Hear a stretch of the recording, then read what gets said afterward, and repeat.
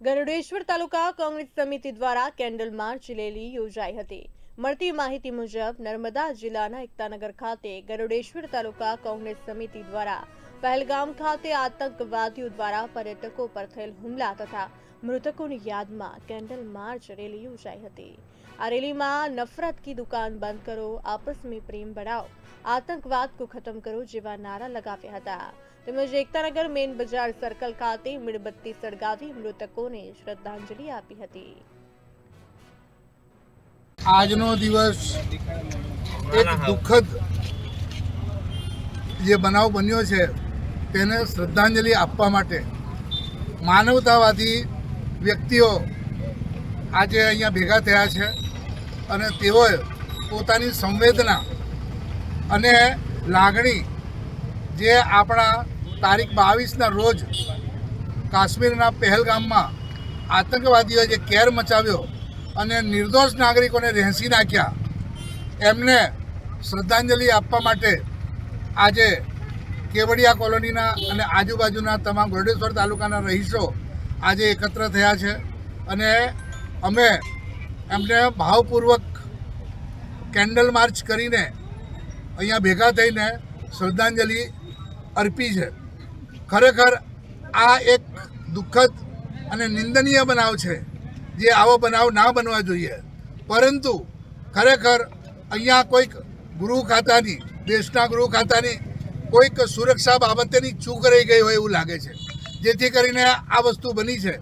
કેમ કે 20 તારીખે જ્યારે 2000થી 2500 લોકો પ્રવાસીઓ પહેલગામના રસ્તે જવા રવાના થયા, પરંતુ ત્યાંની સ્થાનિક સુરક્ષા સમિતિઓ સુરક્ષા કર્મીઓને આની જાણ નહોતી।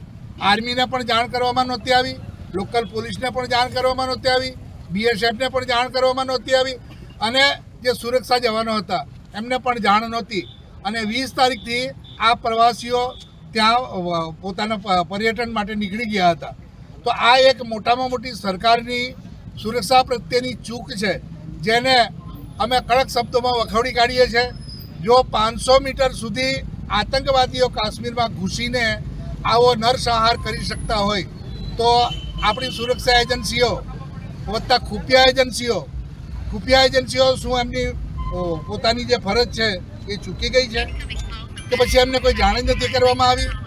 અને આટલો મોટો જ્યારે આતંક ફેલાતો હોય, આટલા લોકો ત્યાં ઘૂસી ગયા હોય તો સુરક્ષા એજન્સીઓ અને ખુફિયા એજન્સીઓ એ પોતાની ફરજ ચૂક થઈ છે અને એ બદલ અમે અને વખોડી જે દુઃખદ ઘટના થઈ છે એમાં કાશ્મીરી લોકોએ જે મદદ કરી છે, ખાસ કરીને આદિલ હુસેન જે માનો એક જ દીકરો હતો અને આતંકવાદીઓની બંદૂક છીનવવાની પ્રયત્ન કર્યો અને એમાં એને ગોળીબાર કરી મારી નાખ્યા અને પૂરા કાશ્મીરી લોકો પ્રવાસીઓને એટલી બધી મદદ કરી છે એ આ ક્ષણે અમે યાદ કરીએ છીએ કે આ દેશની જનતા એક છે, પણ રાજકીય રીતે આપણે અલગ થઈ જઈએ છીએ ત્યારે આવા પ્રશ્નો બને છે। એટલે આવી દુર્ઘટના ફરીને ન બને દેશમાં એની બધાએ ધ્યાન રાખવું જોઈએ। એ ગૃહ ખાતું હોય કે સામાન્ય લોકોએ આ દેશમાં નફરત નહીં ફેલાવવી જોઈએ, મોહબ્બતથી આ દેશ રહેવો જોઈએ। એટલું